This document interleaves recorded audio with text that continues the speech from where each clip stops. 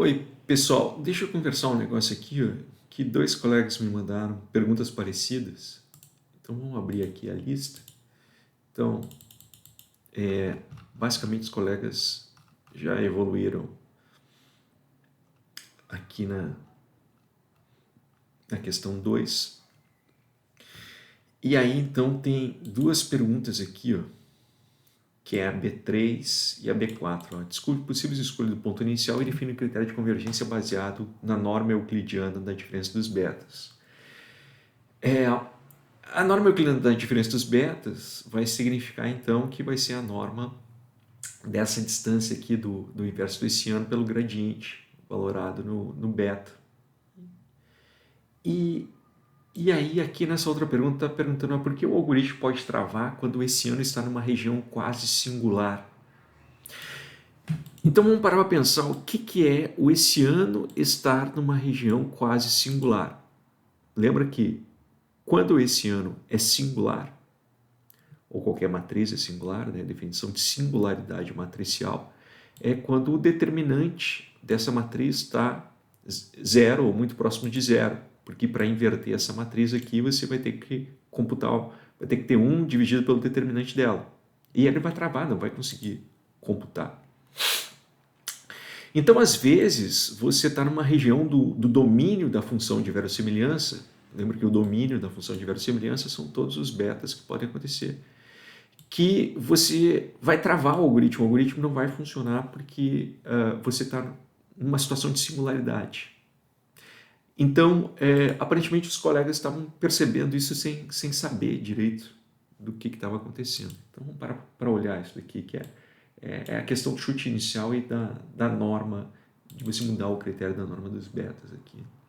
Vamos abrir a planilha. Então, vamos colocar aqui, ó. Vamos colocar no chute inicial, vamos colocar os zeros. Bom, antes aqui, né? O que está acontecendo? Aqui está a resposta correta do exercício, né? Aqui, para o logit, ó, você está com menos 401,77 para o valor da máxima verossimilhança, está lá ele. A intersecção está dando ponto 4255, está aqui, 425, né? Então você está na resposta correta. Então suponha que você queira tá do nada, você não sabe ainda qual é a resposta, então aquilo ali está vazio. Então qual é o protocolo? O protocolo é você partir do chute do OLS que está nessa abinha aqui do OLS. Então você dá um copiar, colar especial, valores, transpõe aqui. Então ó, aqui o OLS não é o que resolve o logit. E não está legal esse negócio, porque você está com menos 479 e você está vendo aqui ó, que a resposta é menos 401. Como você está vendo de menos infinito em direção ao zero, essa resposta é melhor do que essa daqui. Então, como é que você vai fazer no solver? Dados. Aqui eu já instalei o solver, né? Solver. Aí você vai definir a função objetivo, que é essa daqui, que você quer maximizar. Chutando, né? Esse aqui é o vetor beta, mexendo isso daqui. Desclica aqui, porque pode ter beta negativo, e dá o solver. Ele vai rodar aqui a ampulheta. Ele está rodando o Newton-Raphson ali, achou a resposta. Quando achou a resposta, ó, menos 401,76. Está aqui, ó. Pronto, está ali a resposta. Ó, vamos olhar para a constante. Ponto 425, está aqui, ponto 425, ele achou a resposta. Bom, o que a lista de exercício está dizendo assim, é que, e se você usar um critério baseado na norma euclidiana? A norma euclidiana, o que vai acontecer? Você vai passar esse beta para cá e você vai ter que minimizar a norma euclidiana, ao invés de maximizar a norma euclidiana entre os betas, entre os chutes dos betas aqui, ao invés de maximizar a verossimilhança. Tem que dar no mesmo, tem que dar no mesmo.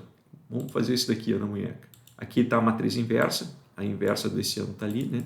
Então eu vou inserir aqui uma coluna e vou colocar nessa coluna aqui, ó, eu vou colocar o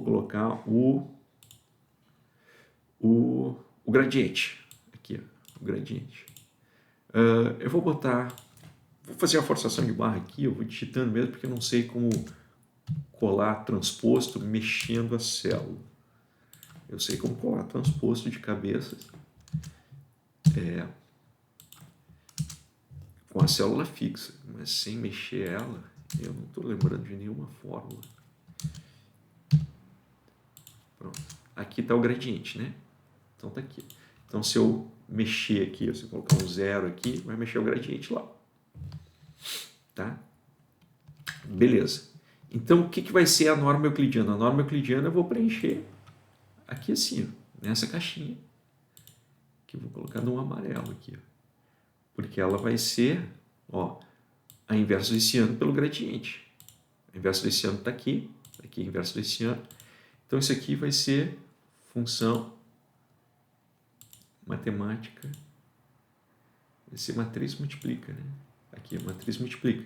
Então pré-multiplica é a inversa do hessiano e pós-multiplica é o gradiente. Então, você seleciona aqui, né? F2, Ctrl Shift Enter. Pronto. Então, aqui, essa em amarelo é este produto aqui, ó, a inversa do hessiano pelo gradiente valorado em algum ponto. Quem é que vai ser a norma? Aquela norma ali, ó, que está perguntando no exercício. Essa norma aqui, ó, norma euclidiana da diferença dos betas. Passa esse cara aqui para o outro lado. E você vai ficar com menos esse negócio aqui. Mas o menos pouco importa na norma euclidiana, né?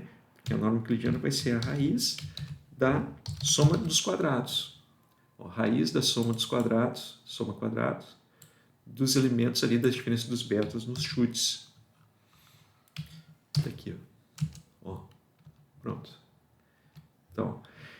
Então, agora há pouco, a gente maximizou, o problema foi maximizar aqui a célula K1, mexendo o vetor dos betas, mas ao invés de maximizar isso, maximizar a função de verossimilhança, a gente podia olhar para a norma euclidiana da diferença dos chutes e pedir para minimizar aquela norma euclidiana mexendo nesses caras aqui. Ó.